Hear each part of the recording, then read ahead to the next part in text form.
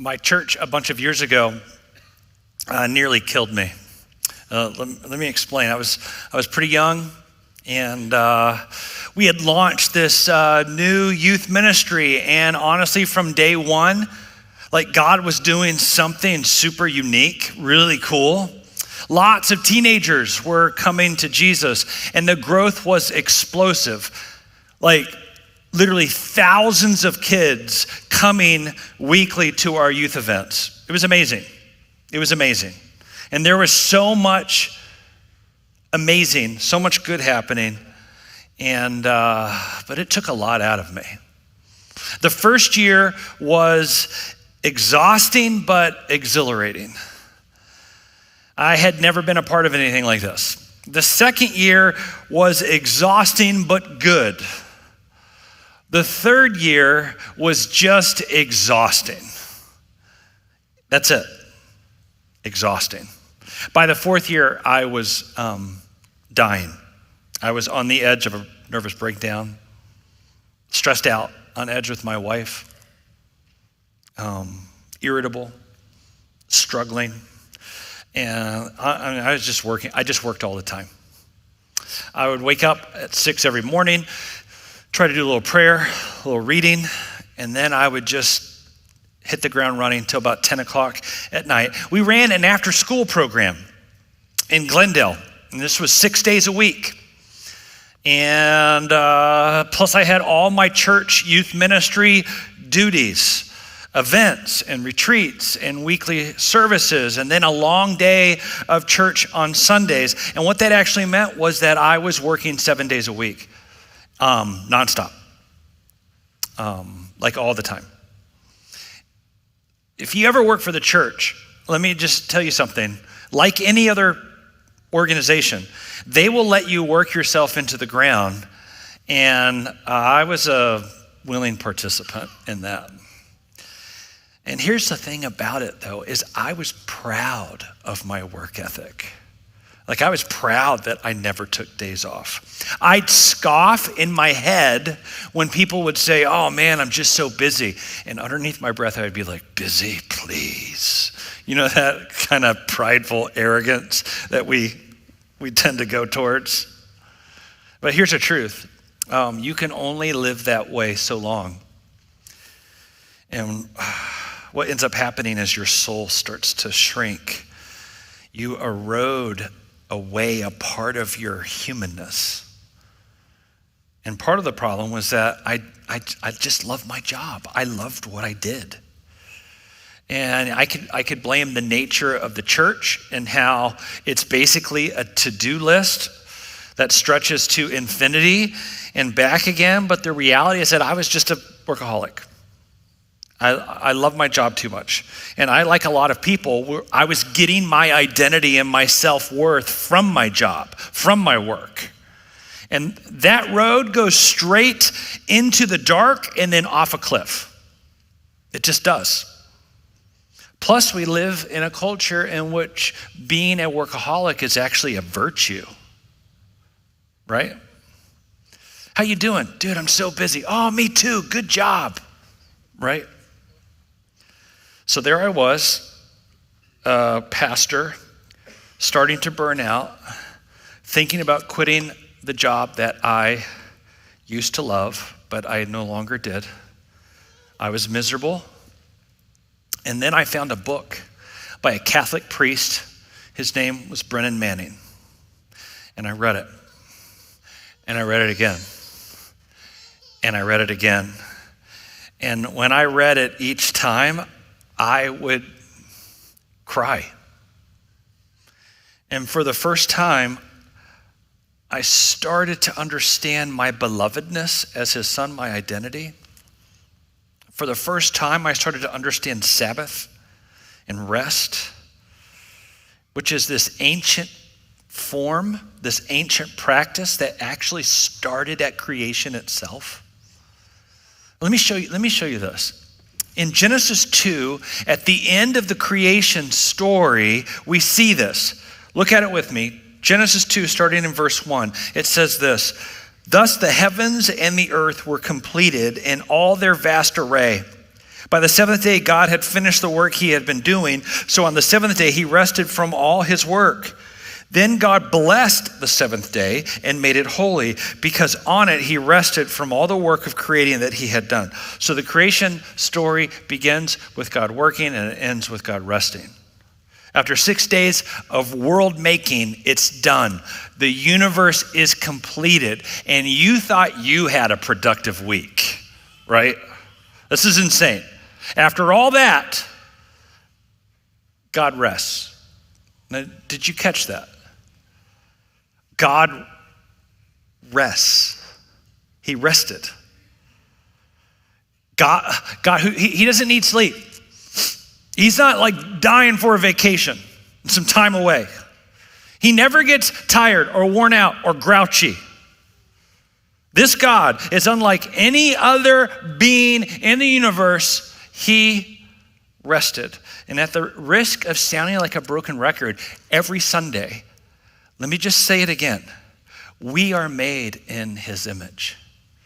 We are made to mirror and mimic what God is like. And we mimic that and mirror that to the rest of the world. God works, so we work. God rests, so we rest. Work and rest. Live in this symbiotic relationship.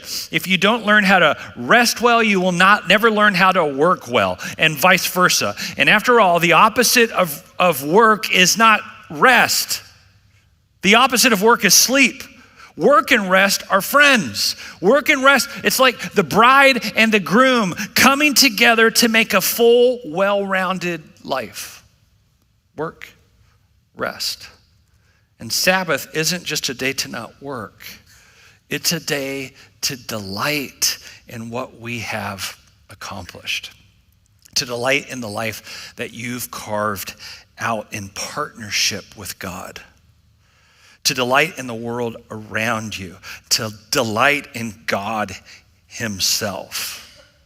Sabbath is a day to pull up a chair, to sink down in it, look back over the last 6 days, and just enjoy. So in the midst of burnout, as a pastor, I heard that one of my favorite authors, at the time she had written a book called Traveling Mercies, her name is Anne Lamott, was speaking at a pastor's conference. I was too busy to attend the pastor's conference, so I snuck in for her session. And I sat in the crowd of thousands of pastors from all over the country. And Anne Lamott is this little old lady, not really old at the time, but she's older now. This little lady with dreads, she's just cool. She's from San Francisco. She's a hippie. And she stood in front of all of us pastors, and she looked at us. And she said, "You want to know why we don't come to you pastors anymore? Because you're just like us.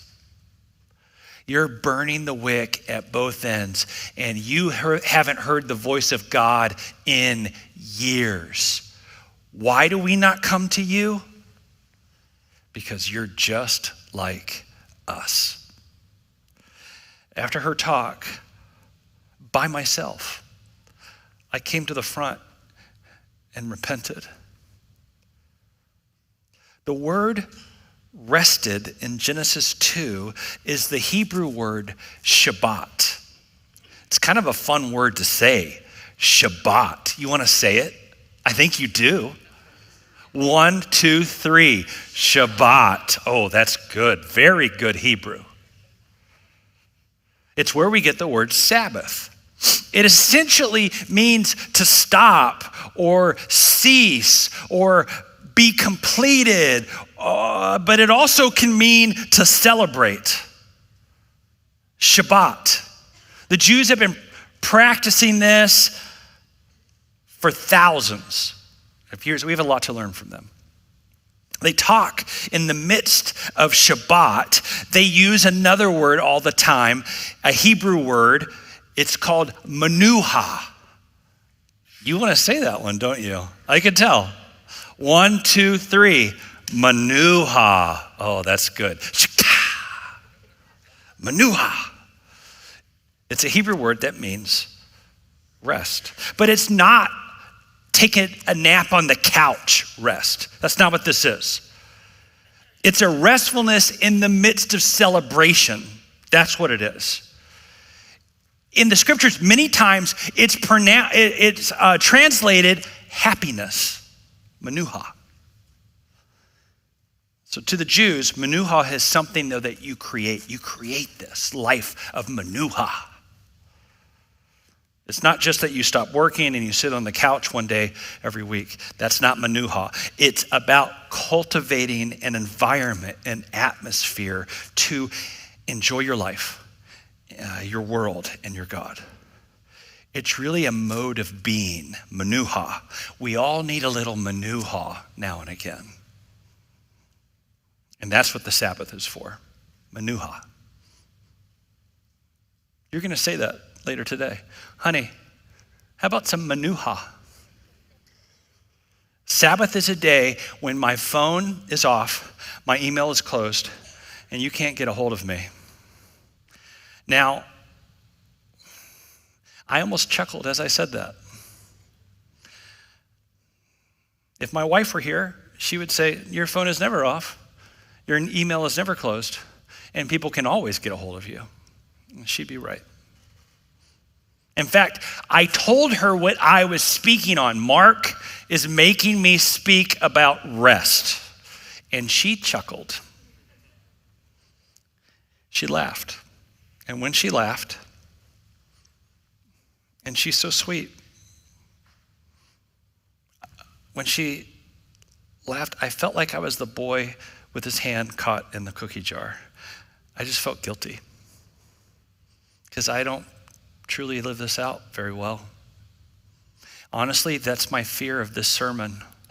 I have feared getting in front of you because I've heard this sermon my whole life and I have never listened to it.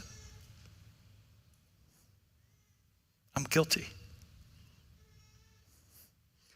See, God modeled how we should live, and we thrive when we live like him. We thrive. After 6 days of universe sculpting work, God rested. And in doing so, he built a rhythm into creation. We work for 6 days and then we rest for one. And this cadence of work and then rest is just as vital to our humanness as oxygen or water or sleep. See, I'm not a machine. I can't work 7 days a week on end. I'm a human. All I can do is work for 6 days and then rest for one, just like the God whose image I bear. After God rested, we read in Genesis 2, verse 3, look at it with me. It says this, then God blessed the seventh day and he made it holy, because on it he rested from all the work of creating that he had done. Now, I want you to notice two words in that verse 3. Blessed, first blessed, then holy. The word bless in the Hebrew is another really great sounding word. You're excited to hear it, aren't you? Barak. Not Brock, but close. It's my favorite word. Barak. Like the president. If you're like, what does it say? It means blessed. A barak or a blessing in the creation story is a life-giving ability to make more life. That's what barak means. God baraked 3 times in Genesis. Look, check this out. First, God blessed the living creatures and he said, be fruitful. He baraked them and said, be fruitful and increase in number. Dude, fill the earth. Then he blesses humans. He says the exact thing, same thing. Be fruitful, increase in number, fill the earth. And then he baraks the seventh day. I want you to use your mind here. He blesses first the living creatures, then humanity, and then he blesses a day. How does that work? He blesses a day with life-giving abilities. to create more life, to fill the world up with more life on that day. So no matter how much you love, like, your job and fine-tuning your work-life balance, by the end of the week, you are tired, your fuel cells, dude, you're running on empty. But rest refills us with energy, creativity, gives you vision, hope. You're filled with hope, optimism, it's like buoyancy, clarity. Rest is life-giving. Why? Because God baraked the Sabbath day. So that first word, that's a fun word, barak.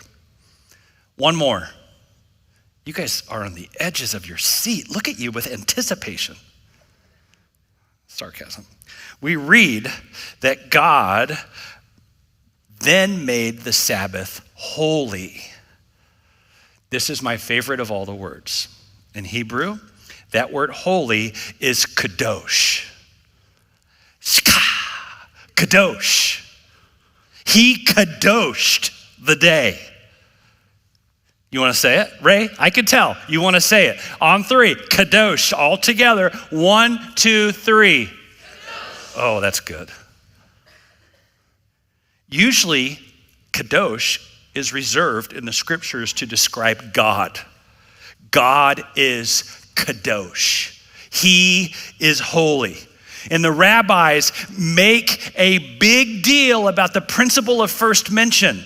So you're reading in the New Testament and that word comes up, holy. You want to know what that word is?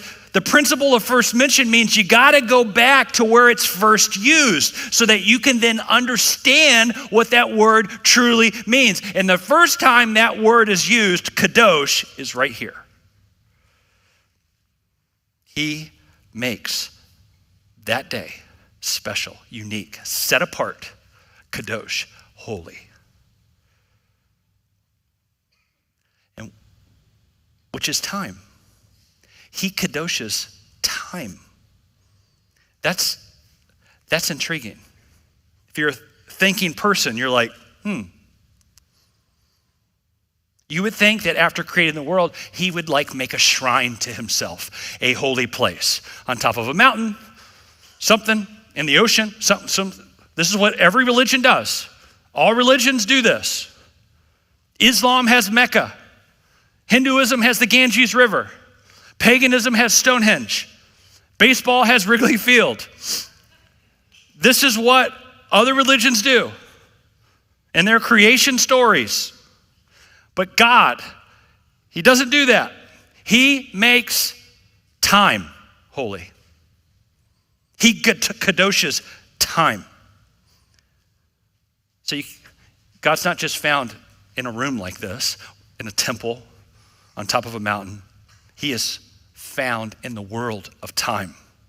For 6 days, we wrestle and we toil in the world of space, the hard work of building civilization, but on the Sabbath, we savor the world of time. We slow down. We take a deep breath in. We drink it all in. We push the slow-mo button. That's what we do. So for a few years, we lived in Oregon. And it rains all the time in Oregon. Oregon is beautiful. Most of you have visited Oregon. It's probably when it like in the summer. But let me just tell you, it rains. It rains there 9-10 months out of the year. Rain. I wonder what the weather is going to be like tomorrow. You don't need to look. Rain. That's what it's going to be. It's going to rain. And I remember one February, woke up one day and it was sunny and 70 degrees. California had come to Oregon. It was perfect. And I was like, oh, I gotta get outside. And I had 20 minutes to kill. I had 20 minutes. I'm like, I got 20 minutes. And I went and I sat on a bench and I just soaked in the sun. And my goal was to make that 20 minutes feel like 20 hours. The Sabbath is like that. That's what this means. It's a day where your goal is to savor every second because it's holy. It's kadosh. The other day, I was caught staring at my wife. And she's my favorite person. And I was just taking her in. I was like soaking her in, and that's weird. I know it's weird. I was just staring at her. Here's what I was doing. I was thinking, we fell in love when we were teenagers. I was thinking of the 34 years of loving this woman. I'm just, guys, you know what I'm saying. I was just capturing her in our story and all the difficult that we'd been through, the struggles that we had worked through, the overcoming, the victories, the joys.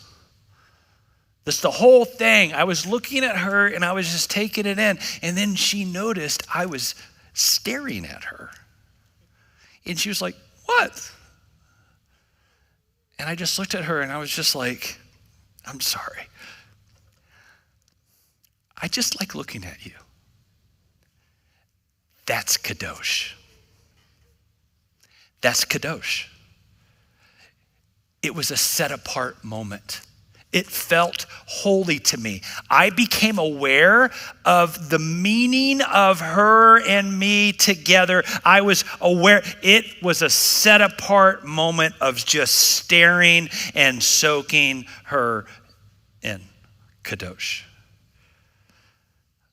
How do you think of that word? Holy. Most of us, when we hear the word holy, there's this verse in the scriptures that says, "Be holy as I am holy," God says to us. Normally, most people, when they think of the word kadosh, holy, they think, oh, I can't smoke, drink, or chew, or go with people who do. Right? Holy. It's all about what we can't do. That's not kadosh. You're missing what holy is. There's this whole positive thing to being holy. Let me explain it this way. In Exodus, there's this gripping story, really cool story about Moses and Israel out in the wilderness, and they are starving to death. And so God sends this strange new food called manna. It literally falls from the sky. It's insane. And every day they go out and they pick it up and they eat it. But on the sixth day, twice as much falls from the sky. And then on the seventh day, nothing falls. So the people are confused. They're like, what in the world? What's going on here? And they wake up on day 6 and there's twice as many groceries out there for them. Like, what's going on? And so in Exodus, Moses tells them what's going on. Look at it with me in Exodus. He says this: tomorrow is to be a day of Sabbath rest, a holy Sabbath. There's that word, a kadosh Sabbath to the Lord. So bake what you want to bake and boil what you want to boil. Save whatever's left and keep it until morning. A holy Sabbath to the Lord. That language is used all throughout Scripture. Holy to the Lord. Holy. Another way they translate it is dedicated to the Lord. So the Sabbath is an entire day that is holy, set apart, dedicated to the Lord. It's a day for rest. It's a day for worship. It's a day for celebration. Kadosh, holy. When you think of holy, do you think of celebration? When I Sabbath, I run everything through that grid. Is it rest? Is it worship? Is it celebration? If the answer to those questions is yes, then I delight in it. If the answer is no, then I hold off until the next day. Because the Sabbath is not the same thing as taking a day off. I know what you do on your day off. That's not a day off. If you live like me, it ain't a day off. What do you do on your day off? Well, you You may not work for your employer, but you go to the grocery store and you go to the bank and you run errands and you work on that remodeling project and you take your kids to soccer. But on the Sabbath, you rest and you worship and you celebrate. That's it. That's why Moses was teaching the Israelites to get ready. Boil stuff, cook stuff, get the grill out, get ready, because tomorrow, kadosh. We are kadoshing the Sabbath. Now, I know what's going through your mind. I know what you're thinking, okay? Because I have heard this sermon my entire life, and I've never heeded anything anyone has ever said to me. And I have lived myself into darkness, man. And I know what you're thinking. You're thinking, Brock, what you're talking about is ridiculous. I could never do that. I could never set aside a day. That's silly. Do you understand my life today? Do you understand what's on my plate? All that I have to do. Our culture right now is the most stressed out, it's the loneliest, and it's the most sleep deprived. How we're living, gang, it ain't working. It's not working. This isn't working. So I'm listening to this sermon also. I'm preaching to myself here. This isn't working. Let me just talk about your kids for a moment, our children. I've showed you these stats before, and I just feel like they went one ear and out the other. Let me just show you, because this is real life. Did you know that self-harm rates are up 62% among 15 to 18-year-old girls compared to 2010? So 2010 girls, 2024 girls, 2025 girls, sorry, 25. We're in 2025. Holy moly, what's going on here? Self-harm rates are up. Check this out. Up 189% for our elementary school girls. That means they're cutting. A lot of them claw at their scalp. It's hidden there. They show me. Suicide is up 48% among teenage boys. Suicide rate is up 70%. Check this out. For little kids, little girls, preteen children, little boys, 151% up from 2010. Teenagers who have issues with anxiety or depression or with suicidal thoughts report using social media almost constantly.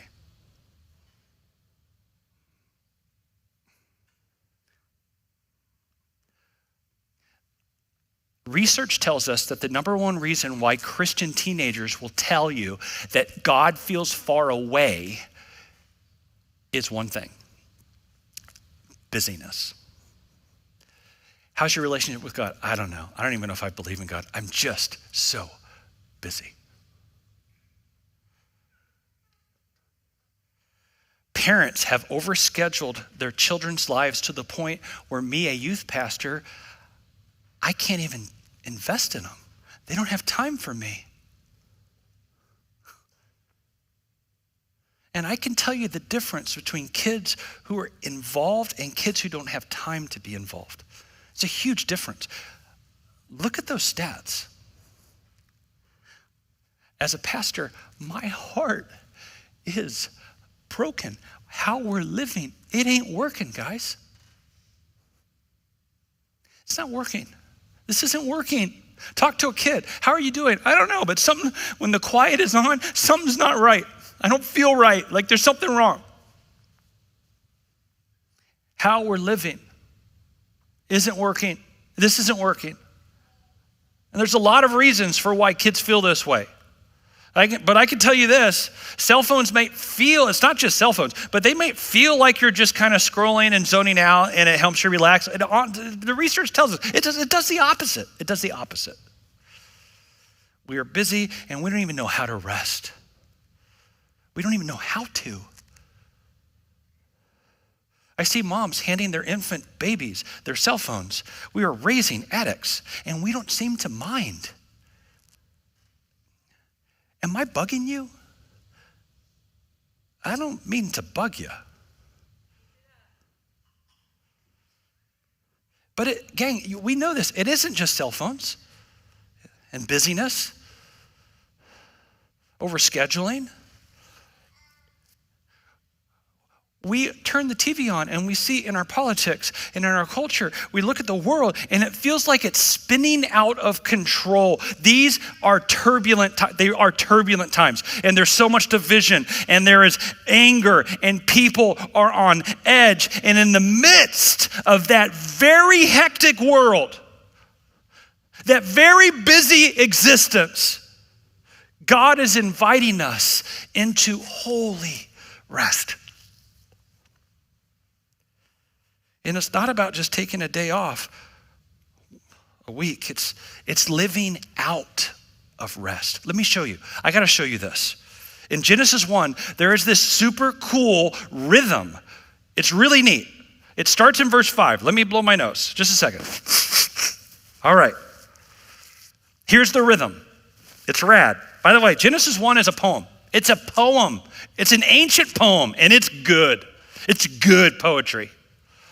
Here it is, verse 5. And there was evening, and there was morning, the first day. Verse 8, and there was evening, and there was morning, second day. Verse 13, and there was evening, and there was morning, the third day. The same is in verse 19, verse 23, verse 31, repetitive. What is a day? What is a day? Evening, and then morning. That's the day. Evening, and then morning. The day begins in the evening. Evening, and then morning is a day. We begin with rest. We start with rest. Rest isn't what just comes after work. It's the overflow of rest that we live. But let me take you to Jesus. I like Jesus. We like him around here. Matthew 11, Jesus explains the depth of our relationship with him. Look at it with me. Matthew 11, starting in verse 28, he says this, "Come to me, all who are weary and burdened, and I will give you rest. Take my yoke upon you. Take it and learn from me, for I am gentle and humble in heart, and you will find rest for your souls. For my yoke is easy. My burden is light." Okay, let me explain this, because this to me is good. The word yoke is the Greek word zugos. It's like we're in seminary right now. This is awesome. Zugos. It's a good sounding word. Yoke, zugos. And it refers to a wooden yoke that joins two animals together. We've got a picture of this. An animal, you put these yoke, now this animal who is pulling this weight that's too much for them to carry, the yoke stabilizes that, and now you've got two that are pulling. But the idea of a yoke around my neck sounds like a terrible idea. And in the ancient world, rabbis would call their interpretation of the law their yoke. And their yoke was burdensome. It was heavy. This is how you must live. This was the Pharisees, the Sadducees, the rabbinical system. They added hundreds of laws to the Ten Commandments, and people were weighed down and burdened. And Jesus shows up and he says, "You're under a yoke which makes you weary.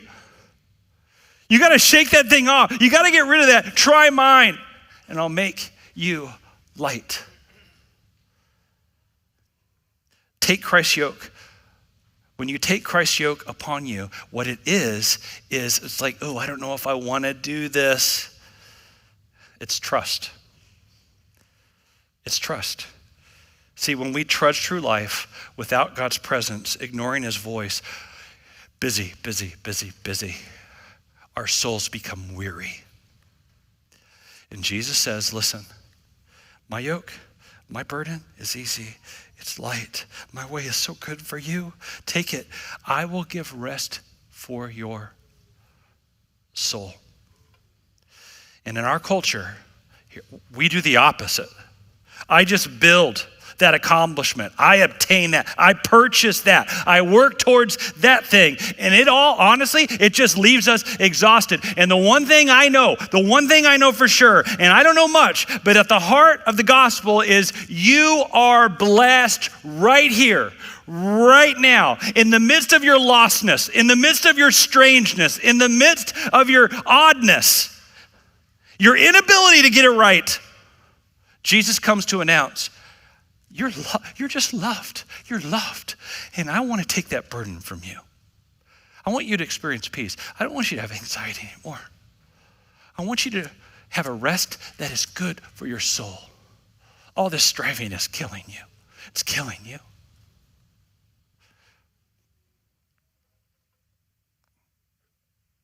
I'm running out of time.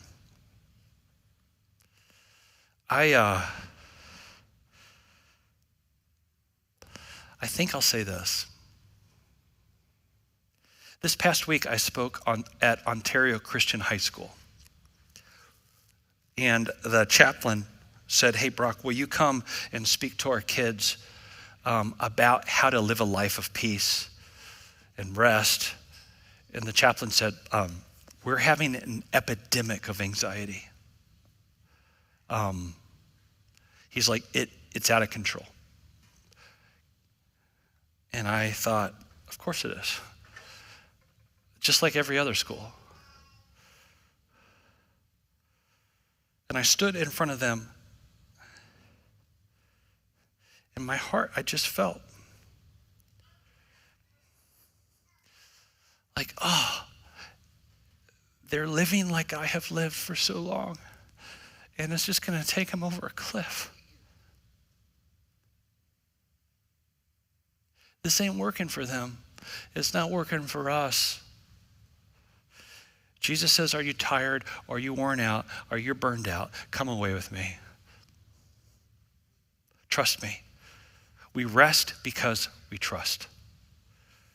And when we rest, we are free. Now, let me say this one more thing, and then we're going to take communion. This was written to slaves. The 10 Commandments was written to slaves. Keep the Sabbath holy, set apart. Keep it. A slave master isn't going to make you work 7 days on end, never ending. I want to give you rest. And for slaves, this was such good news. Are you kidding me? We can rest? We can celebrate? Kadosh? Are you kidding me?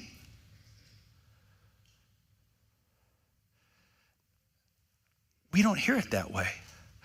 We go, you're talking about my life that I've built. And we are offended. We're offended. How dare you confront me about how I've overscheduled my kids? How dare you confront me about how I live on my day off? How dare you confront me about my cell phone usage? How dare you? You don't know what you're talking about. Meanwhile, our soul is shrinking. I'm convicted by my own words. On the Sabbath, we breathe. We give him all of our fears and all our anxieties, all of our stresses, all of our worries, and we let go. And we stop ruling and subduing, and we just be. This message, man, is so challenging because the God of our culture is busy. It is. Can we just take a moment and pause before we take communion? Are you guys good with that? Okay.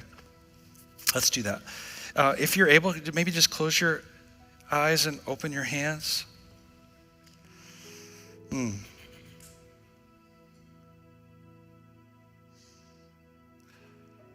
Maybe say this to the Lord under your breath.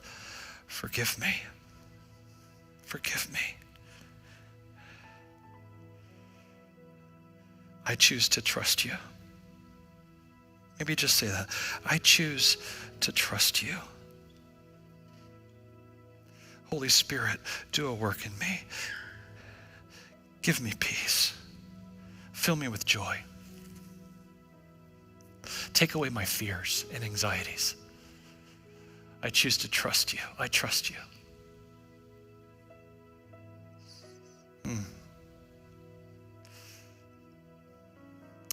Holy Spirit, come.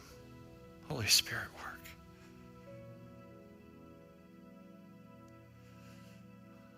Look at me when you're ready. Just take a look at me. On the night before Christ was sacrificed, he took bread and he broke it. And he said, this is my body broken for you. Now you got to understand, they've been telling this story for a couple thousand years. And the story goes, this is the Lamb's body broken for you. He changes it and he says, this is my body broken for you. And then he takes the cup and he pours it. And he doesn't say, this is the Lamb's blood shed for you. He says, this is my blood. Take, remember. And as we once a month come and we take communion and we remember, it's a taking of, it's a reminder of we're free. You're free. You've been forgiven. The price has been paid. You've been set free. See, the tomb is empty. The tomb is empty, and all that there's left to do is enjoy and breathe and receive life from our God. Oh, it's good news. I'm going to invite the communion hander-outerers to come up. Is that what they're called? Hander-outerers? If you're on the left, my left side, you're going to come to your right. And then this group right here, you're going to come to your right. You guys will come to your left, and you guys will go to your left. It's really easy. When you get the bread and cup, maybe pause. Pause. And remember how much you are loved. You are so loved. After you partake of the bread and cup, there'll be prayer teams up here. You can come up and get prayed for. We're going to sing a couple songs of worship, take communion, and allow God's word to shape our thinking, our choices, our lives.